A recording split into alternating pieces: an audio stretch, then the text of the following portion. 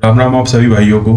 अभी ध्रुव राठी ने एक वीडियो पब्लिश की है जो पूरी तरीके से एक एंटी बीजेपी है, और जैसे कि आप सभी लोगों को पता है फ्रीडम ऑफ स्पीच है। फिर आपकी वीडियो वन साइडेड हो या एक प्रोपेगेंडा बेस्ड हो, कोई मैटर नहीं करता, बस न्यूट्रल रहकर अपना एजेंडा चलाना है। मजे की बात यह है कि सभी कांग्रेसी, लिबरल चमचे और अब्दुल ने मिलकर ट्विटर पे एक ट्रेंड चलाया। सही मायनों में देश की परवाह करते हो तो आज का ये वीडियो बहुत बहुत जरूरी है। इसकी पूरी वीडियो में इसने गोदी media, horse trading, investigation agency का वेपनाइजेशन, फार्मर प्रोटेस्ट जैसे टॉपिक पर फोकस किया है, जिसके लिए the wire, news laundry, Quint, BBC जैसे लेफ्ट मीडिया के आर्टिकल चूज किए जो इसके प्रोपेगेंडा को सूट करते हैं। और इसका मानसिक संतुलन इतना गड़बड़ है, इसने मोदी की डिक्टेटरशिप में मोदी डिक्टेटर के ऊपर वीडियो बनाई। उसी डिक्टेटरशिप में लोगों से व्यूज और पैसे बना लेता है। और मोदी जैसे डिक्टेटर होना बेकार है जो एंटी न्यूज पोर्टल और इन्फ्लुएंसर को बैन नहीं कर पाता, जो महीनों तक फार्मर, शाहीन बाग जैसे प्रोटेस्ट को झेलता है और राम मंदिर बनाने के लिए कोर्ट के फैसले का 10 साल तक इंतजार करता है। अपने ही धर्म का अपमान किए जाने पर चुप रहता है। मेरे अनुसार ऐसे तानाशाही के नाम पर कलंक है। यहाँ पर अनगिनत बार एलिगेशंस लगे हैं हॉर्स ट्रेडिंग के बीजेपी पर। बार बार ये कहा गया लोगों के द्वारा कि बीजेपी एमएलएस को एक रिजॉर्ट में लेकर जाती है और उन एमएलएस का मुंह बंद कर देती है पैसे ठूस कर। और रही बात हॉर्स ट्रेडिंग की, अगर 370 से लेकर हर घर जल योजना तक अगर एमएलए एमपी खरीदे या बेचे जाते हैं, वोटर को घंटा फर्क नहीं पड़ता। अगर एम्स जैसे नए हॉस्पिटल, सड़क, highway, expressway, bridge, Vande Bharat rail, airport बनते दिखाई देते हैं, या फिर देश ग्लोबल लीडर बन के सामने आता है, मुफ्त का राशन से लेकर आवास विकास योजना तक सुविधाएं मिलती हैं, तो ऐसे डिक्टेटर और भी चाहिए। हम ये पार्टी मार्टी नहीं जानते भाई, हमें तो लाभ मिला, मकान भी बन गया, शौचालय भी मिला और हमें लाडली बहना के पैसे भी मिल रहा है, गैस कनेक्शन भी मिला। जिसके अंदर भी थोड़ी सी सेल्फ रेस्पेक्ट होगी वो वोट देगा, और जिसके अंदर नहीं है वो सोच समझ के वोटिंग करता है। अगर मुसलमान सोच समझ के वोटिंग करता है तो मैं मान के चलो महाराष्ट्र में से करीब करीब 40 सीटें बीजेपी के खिलाफ जाएगी, ये आप मान करें। आप अगर मुसलमान और मुसलमान की हैसियत से रहेंगे इस इलेक्शन में तो मोदी को आप मोदी को आप हरा पाएंगे। मोदी को हराने का रास्ता जो है वो आपकी गलियों से गुजरता। ये वो लोग हैं जो मुफ्त की योजना तो क्या पूरा देश खा जाएंगे और डकार भी नहीं लेंगे। इनके लिए आज भी अतीक अहमद बेगुनाह है और केजरीवाल जुबान का पक्का है। Arnab, I made it very clear and I am again making it very clear on your channel, on your program today. I will never fight elections in my life and I don't want to hold any post in my life. अगर आप Indian politics को थोड़ा बहुत जानते हैं तो आपको पता होगा पॉलिटिशियन पावर और पोजीशन के लिए कुछ भी कर सकता है। इसलिए इन सब ने मिलकर इंडिया अलायंस को बनाया। शायद कुछ लोगों को नहीं पता, इंडिया अलायंस को बनाने के पीछे मास्टरमाइंड नीतीश कुमार थे, जिन्होंने बाद में बीजेपी को ज्वाइन कर लिया। इसके बाद ममता और केजरीवाल ने भी इंडिया अलायंस से अलग होने की बातें सामने आई। अब ना तो नीतीश कुमार क्रिमिनल है और ना ही गरीब है, फिर वो क्यों दल बदलते रहे? कारण सिंपल सा है, पोजीशन और पावर। बट ध्रुव राठी ने हेमंत शर्मा को दिखाते हुए ये बताया उन पर क्रिमिनल केसेस हैं। हिमंता बिस्वा शर्मा जब वो कांग्रेस में थे पहले, उन पर आरोप लगा था शारदा चिट फंड स्कैम का। या अखिलेश यादव, कमलनाथ, ममता बनर्जी जैसे बहुत सारे पॉलिटिशियन पर भी केस हैं। क्या ये केस चलते रहते हैं या फिर पावर और पोजीशन में आने के बाद बंद हो जाते हैं? इसका एक छोटा सा एग्जांपल है मोदी जी का। 2002 से चल रहे गोधरा केस में मोदी जी को 2022 में सुप्रीम कोर्ट की साइड से क्लीन चिट मिलती है। हमारी पार्टी का स्टैंड बिल्कुल क्लियर है। किसी पर भी कोई भी आरोप हो, केस हो, वो जैसे है वैसे ही चलता रहे। दूसरी साइड ध्रुव राठी के फेवरेट सीएम केजरीवाल अपने इंटरव्यू में बोलते हैं, सीएम केजरीवाल ने बार बार कहा है पिछले कई सालों में, देश की मजबूरी है, बीजेपी को हराना जरूरी है। देश की मजबूरी है, करप्ट लोगों के साथ अरविंद केजरीवाल खड़े हों।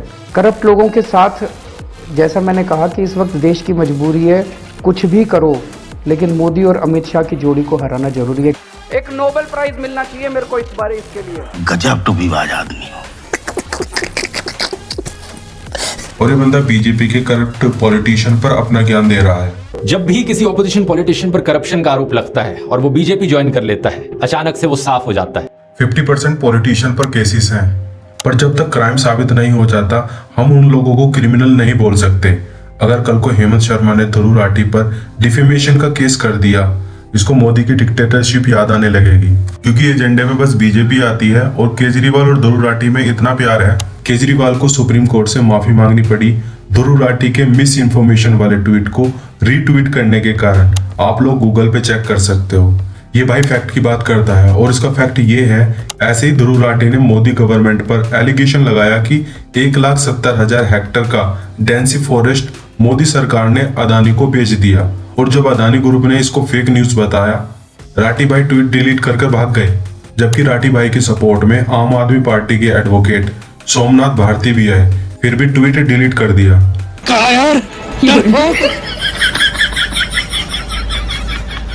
उसके बाद आर्ग्यूमेंट ये किया जाता है, मैं तो अवेयरनेस क्रिएट कर रहा था। ऐसे फैक्ट चेकर जुबेर है जो न्यूज पेडलिंग का काम करते हैं और फिर बाद में माफी मांगते हैं। इनकी एक पूरी जमात है जो फेक न्यूज पर काम करती है, क्योंकि एजेंडे के अकॉर्डिंग इनको न्यूज नहीं मिलती। ऐसे ही ध्रुव राठी ने अपनी नई वीडियो में क्लेम किया कि बीजेपी ने 1200 करोड़ रुपए खर्च किए इलेक्शन कैंपेन में। आज के दिन इलेक्शन कमीशन ने इस चीज पर भी एक लिमिट लगाई हुई है कि एक एमएलए इलेक्शन और एक एमपी इलेक्शन में कितना पैसा खर्च किया जा सकता है। एमपी इलेक्शन में लिमिट 95 लाख रुपीस पर है। बीजेपी ने 437 सीट्स पर चुनाव लड़ा था, तो पार्टी की जो टोटल स्पेंडिंग है वो 415 करोड़ से ज्यादा नहीं होनी चाहिए थी। लेकिन कितना पैसा इन्होंने खर्च किया, इलेक्शन कमीशन की वेबसाइट पर लिखा हुआ है 1264 करोड़ रुपीस। कैसे अलाउ किया इलेक्शन कमीशन ने? वैसे ही अलाउ किया जैसे कांग्रेस को अलाउ किया 820 करोड़ रुपए के लिए। ऐसे केस में आपके लिए मुश्किल हो सकता है अपनी आंखें खोलकर सच हजम करना।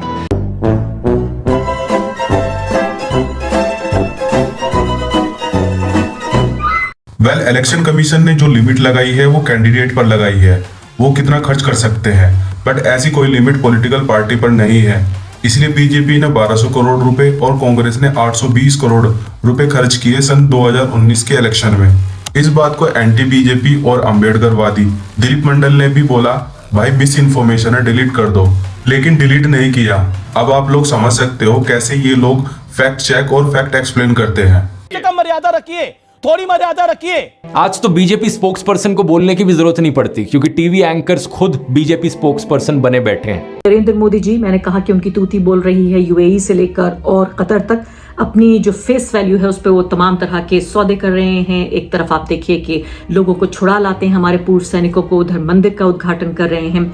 और इतना ही काफी नहीं है, तो कम से कम 2 बार ऐसा हुआ, 2 अलग अलग जो देश हैं, सऊदी अरब और साथ ही यूएई, इन दोनों ने 2019 में यूएई ने और सऊदी अरब में 2016 में नरेंद्र मोदी जी को जो सर्वोच्च नागरिक सम्मान है वहां का सिविलियन अवार्ड, उससे नवाजा। ऐसा पहले कभी किसी भारत का जो राष्ट्रीय अध्यक्ष था या प्रधानमंत्री था उसके साथ ऐसा नहीं हुआ है। तो ये पहली बार, इतिहास में पहली बार, जिसका रिकॉर्ड बनाने का नरेंद्र मोदी जी को शौक भी बहुत है। और नरेंद्र मोदी जी की अध्यक्षता में पहली बार ऐसा भी जानकार कह रहे हैं कि ये माना जाता रहा कि खाड़ी के देश अपने इस्लामिक ब्रदर, तथाकथित इस्लामिक ब्रदर पाकिस्तान को ज्यादा प्राथमिकता देंगे। लेकिन आज पहली बार अब ऐसा हो रहा है नरेंद्र मोदी के सालों में कि इधर रिश्ते मजबूत हो रहे हैं। ऐसे केस में आपके लिए मुश्किल हो सकता है अपनी आंखें खोलकर सच हजम करना। ऐसे केस में आपके लिए मुश्किल हो सकता है अपनी आंखें खोलकर सच हजम करना।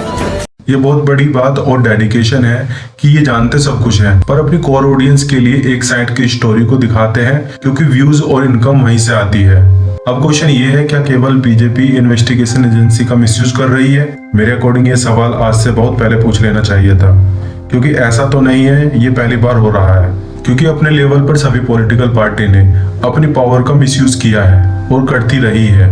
उसका एग्जाम्पल है जैसे आम आदमी पार्टी ने पंजाब पुलिस के द्वारा बीजेपी लीडर तेजिंदर बग्गा और रचित कौशिक को अरेस्ट करवाया था। आरजेडी ने बिहार के मनीष कश्यप को अरेस्ट करवाया था, जिसके लिए उनको जेल में भी रहना पड़ा। ऐसे ही उद्धव सरकार जब सत्ता में थी, उन्होंने देवेंद्र फडणवीस की कॉल को ट्रैप करवाया और उसके बाद उनके खिलाफ केस भी रजिस्टर करवा दिया। और लेटेस्ट में ममता ने रिपब्लिक टीवी के रिपोर्टर शांतनु को अरेस्ट करवा दिया जब वो संदेश खाली की रिपोर्ट कर रहे थे।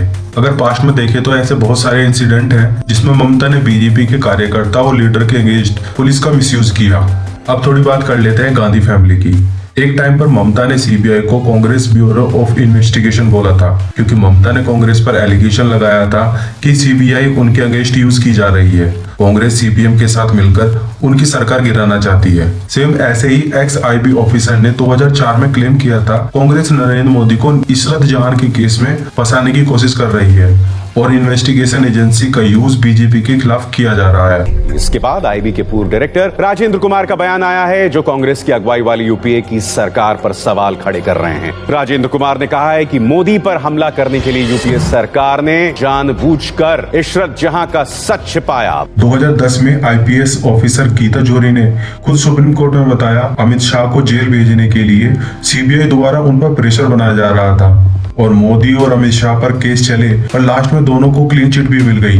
और ये सब कुछ आज या कल से नहीं, पुराने टाइम से चलता आ रहा है। इसकी शुरुआत कांग्रेस ने की।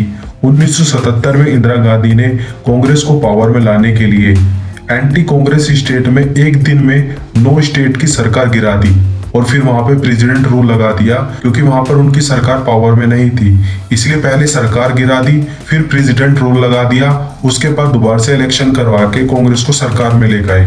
ऐसे काम की लिस्ट कांग्रेस की बहुत लंबी है। जब भी कोई पार्टी सत्ता में आती है वो अपनी पावर का यूज करती है। इसलिए इंडियन पॉलिटिक्स में बहुत कीचड़ है और उसको साफ करने का रास्ता भी कीचड़ से ही होकर जाता है। नॉर्मल वोटर किसी को भी वोट दे, पर पावर का इस्तेमाल सभी पॉलिटिकल पार्टी अपने लेवल पर करती है। लेकिन मैटर ये करता है इस तरह से पावर का यूज देश के अच्छे फ्यूचर के लिए किया जाता है या नहीं। इसलिए रूलिंग पार्टी के काम को सभी एंगल से देखना जरूरी हो जाता है। दूसरी साइड अगर पावर का ज्यादा मिसयूज किया जाता है अपोजिशन को पूरी तरह से खत्म करने के लिए, वो भी गलत है, क्योंकि क्वेश्चन रूलिंग पार्टी से अपोजिशन ही करती है। अगर आपको सही में देश की चिंता है तो आपकी आंखें खुल जानी चाहिए इन चीजों को देखकर। वो नहीं हो पाएगा।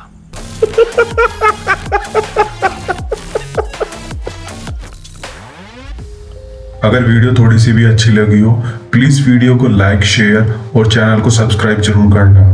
और वीडियो लेट आने का कारण लेट पब्लिश होता है, क्योंकि वीडियो अपने टाइम पर अपलोड कर दी जाती है, पर YouTube की साइट से चेक की जाती है और लिमिटेड मार्किंग कर दी जाती है।